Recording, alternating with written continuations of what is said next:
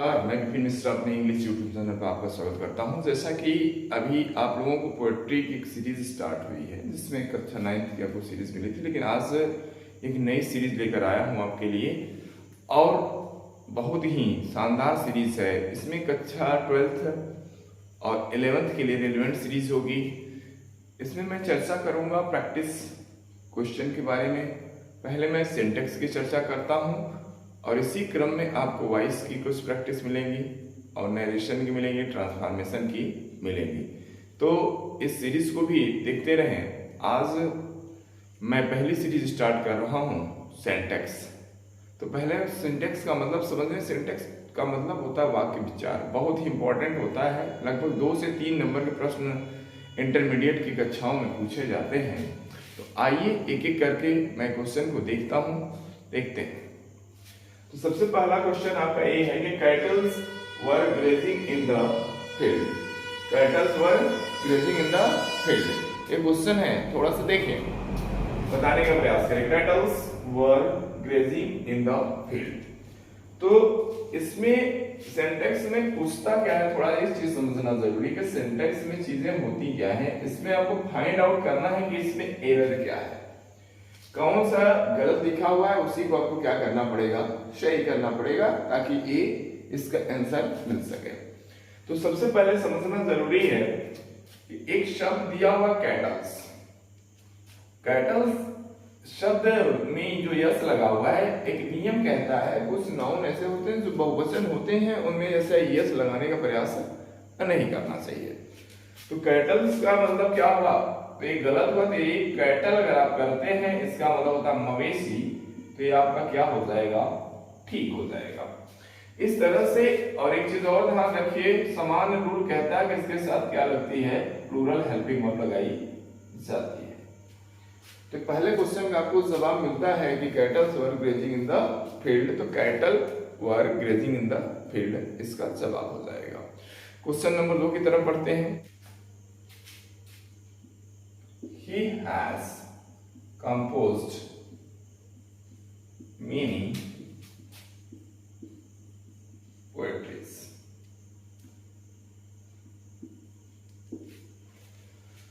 He has composed many poetries में आप लोगों को फाइंड आउट करना है एरर क्या गड़बड़ी है, जरा चेक करें और बताएं।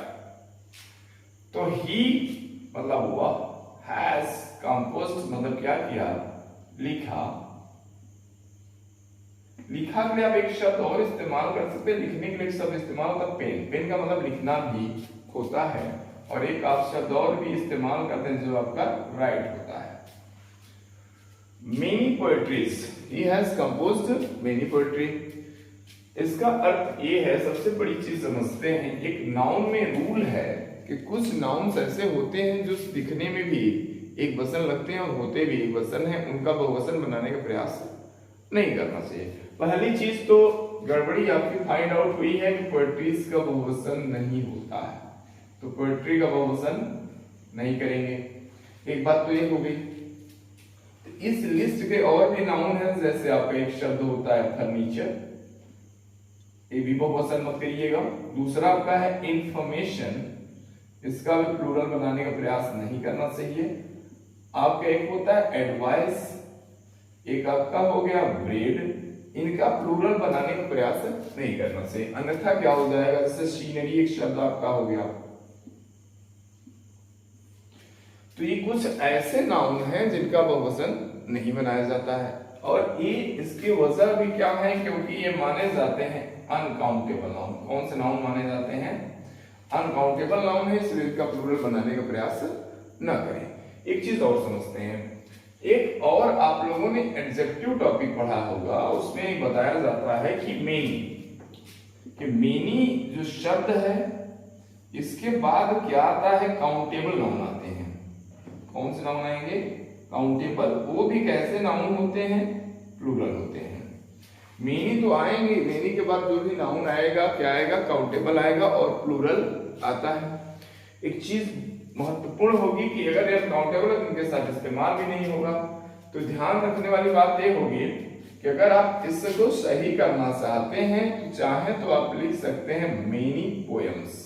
ध्यान रखिएगा कि पोएट्री का बहुवचन नहीं होता, लेकिन पोयम का बहुवचन हो सकता है। उसी तरह से जैसे कि मशीनरी का नहीं होता, मशीन का हो सकता है, उसी तरह से जैसे क्वाइन का बहुवचन होता है, सामान्य रूप से मनी का भी बहुवचन नहीं होता है।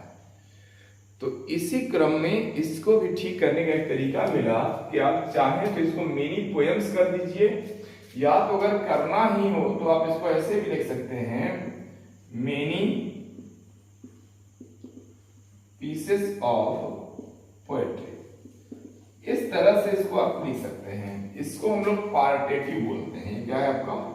पार्टेटिव का इस्तेमाल करके अनकाउंटेबल नाउन के साथ भी संख्या बताया जाता है। अब देखते हैं अगला प्रश्न। आपका ये तीसरा प्रश्न है, each boy and each girl वर,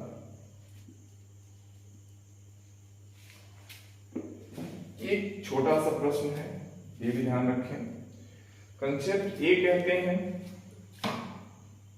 कि अगर क्या हो, एंड आया हो, ठीक है, क्या आया हो, एंड आया हो, सिंगुलर काउंटेबल नाउन हो और सिंगुलर काउंटेबल नाउन आया हो, तो आप ध्यान रखें और उनके साथ ईच लगा हो या एवरी लगा हो, इसके साथ भी वही चलेगा।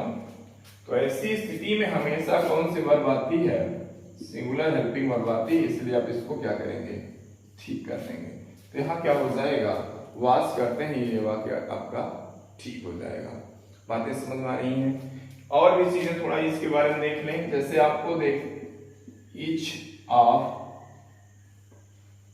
ठीक है, ईच ऑफ के बाद आने वाला नाउन सदैव काउंटेबल होता है, ये ध्यान रखिएगा। ईच ऑफ द बॉयज, लेकिन ध्यान रखने वाली बात यह होगी सिंगुलर हेल्पिंग वर्ब लगाई जाएगी। जैसे देखें each of the boys are होगा या इज होगा, तो आप ध्यान रखें, इसलिए आपको क्या करना पड़ेगा? इज करना पड़ेगा। Question number 4। क्वेश्चन नंबर 4 क्या कहता है?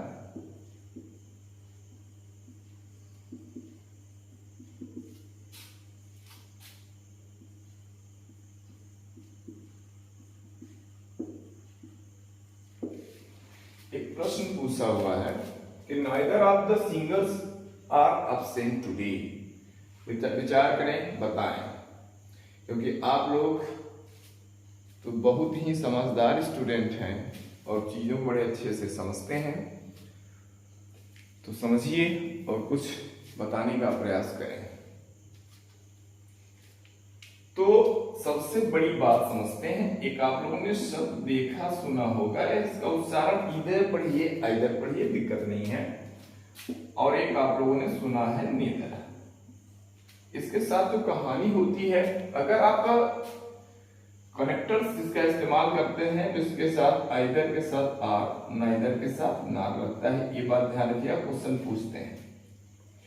दूसरी बात इसके साथ और क्या होगा? अगर इन दोनों के साथ अगर ऑफ लगा हो, क्या लगा हो? ऑफ लगा हो, तो हमेशा क्या आएगी? प्लूरल नाउन आएगी। कौन सा आएगा? प्लूरल काउंटेबल नाउन आएगा। लेकिन ध्यान रखिएगा, वर्ब लगेगी सिंगुलर। इसकी मीनिंग अगर समझना चाहें तो इसका अर्थ होता है दो में से कोई एक। इसका मतलब होता है दो में से कोई नहीं, दो में से कोई नहीं। तो ध्यान रखें, गड़बड़ी क्या? नाइदर, ये तो ठीक था। ऑफ, ये सिंगल्स भी आपका ठीक है अपने जगह पे, और आर की जगह आप जैसे ही इज करेंगे क्या हो जाएगा? ये आपका ठीक हो जाएगा। तो चौथे क्वेश्चन किसी को कोई डाउट होना नहीं चाहिए। नाइदर ऑफ द सिंगल्स वर नहीं है, आर एब्सेंट टुडे, मतलब दोनों में से दो सिंगरों को बुलाया गया था, दोनों में से कोई नहीं आया, दोनों क्या रहे? एब्सेंट रहे। क्वेश्चन नंबर नेक्स्ट, 5वां प्रश्न है, he is senior than me.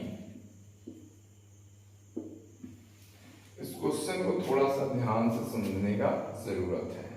ये क्वेश्चन रिलेटेड है एडजेक्टिव टॉपिक से। किससे इसका रिलेशन है। पहले ये समझ जाना जरूरी होता है कि अगर आपको क्वेश्चन को फाइंड आउट करना है, अगर आपको ये बात पता चलती कि कहाँ से है, तो चीजें आप आसानी से कर पाते हैं। तुक्का कभी भी अगर मारने का प्रयास करते हैं तो आप फंस सकते हैं। और थोड़ा सा इस बात में समझिए, ही इज, ये तो कोई दिक्कत नहीं है। एक शब्द आया हुआ सीनियर, एक शब्द है आपका सीनियर। एडजेक्टिव की कंपैरेटिव डिग्री में आपको एक कंसेप्ट पढ़ाए गए होंगे कि समान नियम ये है कि कुछ एडजेक्टिव के साथ क्या होते हैं कि अगर आप तुलना करते हैं तो क्या इस्तेमाल करते हैं, देन का प्रयोग करते हैं। जैसे मैंने कहा कि Ram is better than Shyam, इसमें कोई दिक्कत नहीं होनी चाहिए। आपने क्या किया, राम की तुलना श्याम से करी, देन लगाया, कहीं कोई दिक्कत नहीं है। लेकिन ये लैटिन एडजेक्टिव है, कुछ लैटिन एडजेक्टिव हैं जिनके साथ ध्यान रखें, जैसे आपका सीनियर है, जैसे आपका जूनियर है, जैसे आपका सुपीरियर है, जैसे एक शब्द आपका बहुत पूछता है प्रीफर, प्रीफरेबल। इनके साथ प्रयास आप करें कि क्या लगाएं, टू लगाएं। देन लगाने का प्रयास न करें, अन्यथा क्या हो जाएगा, गलत हो जाएगा।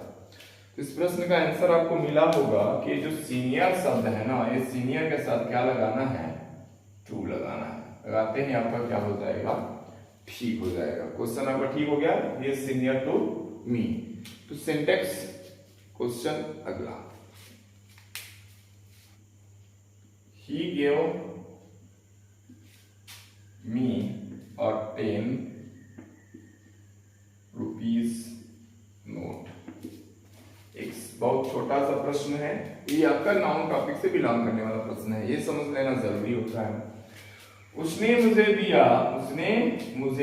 दिया एक 10 रुपए की नोट। एक 10 रुपए की नोट होगा कि पढ़ने से भी पता चला। देखिए, और आप ऐसे लिखना चाहें तो 10 रुपीज लिखिए, कोई दिक्कत नहीं है। 10 रुपीज लिखिए, 10 माइल्स लिख सकते हैं, कहीं कोई दिक्कत नहीं है। 10 आवर्स लिख देते हैं, कोई दिक्कत नहीं है। लेकिन ध्यान रखने वाली बात ये होगी कि यहाँ पर क्या बता रहा है कि 10 रुपए, ये क्या बता रहा है 10 मील्स, ये क्या बता रहा है।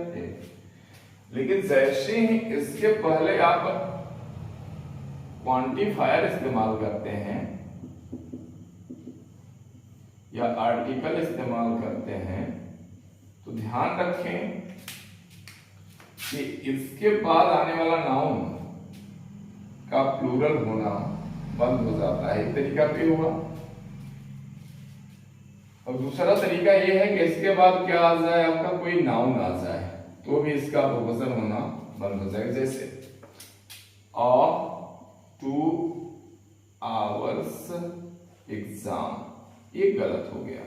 मैंने क्या कहा कि 1-2 घंटा का एग्जाम, 1-2 घंटा का एग्जाम, तो ये लगा हुआ है और ये नाउन भी आया है। इसी तरह से देख सकते हैं अ 10 रुपये नोट, क्या सही करेंगे, और 10 रुपये नोट, ये आपका ठीक हो जाएगा। पहली चीज तो यहाँ पर गड़बड़ी ये हो गई, यहाँ 10 रुपीज बहुवचन नहीं होना है। अब कभी कभी क्या होता है, 2 10 रुपए की नोट का लिखना, तो ध्यान रखिएगा कि अगर यहाँ पर अगर आप 2 करते हैं तो ध्यान रखिए यहाँ पे प्लूरल आप कर सकते हैं, लेकिन इसका बहुवचन मत बनाइएगा। 10 रुपीज होता है, हो जाएगा, कोई दिक्कत नहीं है। लेकिन ध्यान रखें कि 10 रुपीज के बाद क्या हो, नाउन अगर आ रहा हो तो बहुवचन बनाने का प्रयास है।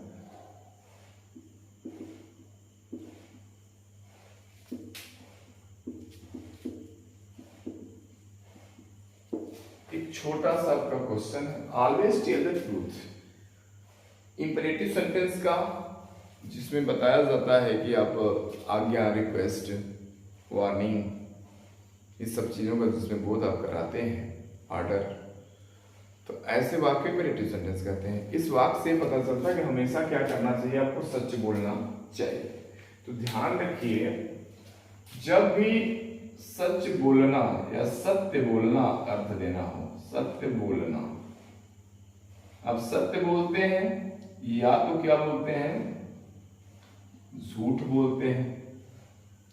तो महत्वपूर्ण चीज क्या है, सत्य बोलने के सेंस में आप क्या इस्तेमाल करें, स्पीक द ट्रूथ। झूठ बोलने के सेंस में क्या इस्तेमाल करें, टेल अ लाई।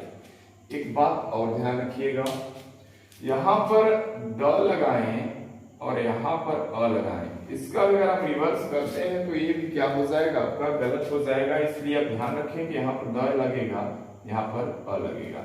लाई का मतलब होता है झूठ बोलना, लाई मीन्स झूठ और टेल मतलब बोलना, ट्रूथ मतलब सत्य, स्पीक मतलब बोलना। तो सावधानी बरतें कि झूठ वाले सेंस में स्पीक का प्रयोग न करें और सत्य वाले सेंस में टेल का प्रयोग नहीं करना चाहिए, अन्यथा गलत हो जाएगा। ये प्रश्न कई बार आपके रिपीट हुए हैं। इसका 8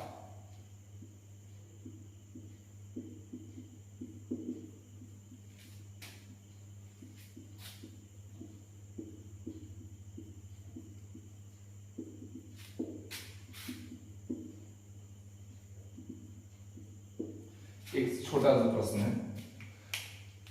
कोई कहता है कि मेरी बहन ने क्या किया है, अच्छा नंबर प्राप्त किया है, किसमें, गृह विज्ञान में। किसमें प्राप्त किया, गृह विज्ञान में।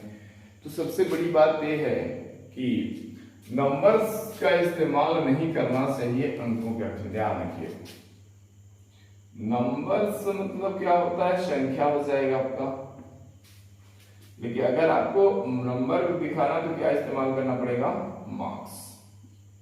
तो यहां पर आप क्या करिए, मार्क्स करने के बाद क्या हो जाएगा, ये आपका ठीक हो जाएगा। कुछ बच्चे गलती एक और करते हैं, लिख देते हैं पासिंग मार्क। पासिंग मार्क लिखने का प्रयास न करें। अगर आपको लिखना है तो क्या बनेगा, पास मार्क्स। ये आपका ठीक है, पासिंग मार्क नहीं लिखें क्योंकि इसका सेंस उल्टा निकल जाता है। जैसे अगर कोई कहा पास अवे,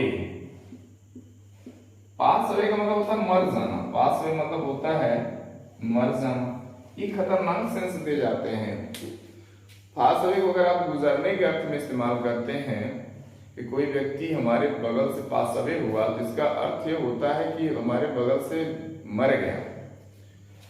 तो ध्यान रखिए कि कुछ सुपरफ्लुअस एक्सप्रेशंस होते हैं, सावधानी से इस्तेमाल करें। पास अवे के लिए अगर आप कुछ वर्ड लिखना चाहते हैं, एक शब्द होता है तो बड़ा शानदार शब्द है डिवाइस, एक शब्द होता है डिसीज, एक शब्द आप इस्तेमाल कर लीजिएगा स्नफ इट। कुछ आपके ये शब्द हैं जो कि बताते हैं कि मर जाने के सेंस में इस्तेमाल किया जाता है। Question number, it is I who is your friend. इस क्वेश्चन को समझते हैं, ध्यान से समझें, बताएं और अंत में बताइएगा कि आप लोगों ने कितना क्वेश्चन को अटेम्प्ट किया है। इसको भी आपको समझना पड़ेगा। जरूर कमेंट में बताएं कि आपका कितना सही रहा। फाइल करें। तो ये क्वेश्चन रिलेटेड है रिलेटिव प्रोनाउन से। ये क्वेश्चन किससे है रिलेटेड, रिलेटिव प्रोनाउन से। रिलेटिव प्रोनाउन क्या करता है, दो सेंटेंसों या दो से अधिक सेंटेंसों को एक दूसरे सेंटेंस से क्या करता है, जोड़ देता है। जैसे कि शादी होती है, उसमें दो रिश्ते एक दूसरे रिश्ते से क्या हो जाते हैं, जुड़ जाते हैं। कि भैया मंगरेला सिंह की शादी किससे हो गई, जीरा देवी से हुई। तो इसको भी आपको समझना पड़ेगा। और उसके बीच में आते हैं नखड़ू, जो अगुआ होते हैं ना, वही क्या दोनों के रिश्ते को जोड़ते हैं। वही रिश्ते अगुआ का काम करता है कौन, रिलेटिव प्रोनाउन। इसको रिलेटिव कंजंक्शन भी कहा जाता है। इसको क्या कहते हैं, रिलेटिव कंजंक्शन। जैसे अगुआ को और भी नामों से आप जान सकते हैं ना, इसको रिलेटिव कंजंक्शन भी कहते हैं।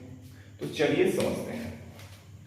It is I, it is I, ये आपका क्या कर रहा है, जो यहाँ पर मीनिंग क्या निकलेगी, जो। बच्चों को डाउट होता है हु मतलब तो कौन होता है, सर। तो सर ये देखिए कि हु मतलब कौन तब होगा जब ये इंटरोगेटिव प्रोनाउन होगा। ये क्या होगा, इंटरोगेटिव प्रोनाउन। जैसे मैं पूछूं हु इज योर फादर, यहां पर अर्थ क्या आ गया, ये आपका इंटरोगेटिव प्रोनाउन है, लेकिन यहां पर क्या है, रिलेटिव प्रोनाउन है। तो ध्यान रखें कि हु का प्रयोग आप दो तरह से कर सकते हैं। इट इज आई, तो ध्यान रखिए इसके पहले, रिलेटिव प्रोनाउन के पहले आने वाला नाउन या प्रोनाउन को एंटीसीडेंट कहते हैं। क्या कहते हैं भाई, एंटीसीडेंट कहते, एक्सीडेंट नहीं, एंटीसीडेंट। कुछ लोग एक्सीडेंट कर देंगे इसी में, तो ध्यान रखिए ये क्या होता है, एंटीसीडेंट होता है। तो इट इज आई, ये क्या है, हु के पहले आया हुआ नाउन और प्रोनाउन क्या कहते हैं, एंटीसीडेंट। हिंदी में अगर जाने तो इसको बोला जाता है पूर्ववर्ती। इसको क्या बोलते हैं, पूर्ववर्ती। आग लगाओ जल्दी। आई है तो अब एक चीज और समझ लो भाई, नहीं तो समझ में ना आई, घबराई जाए, तो इसको समझना है तो इसको समझ लो भाई।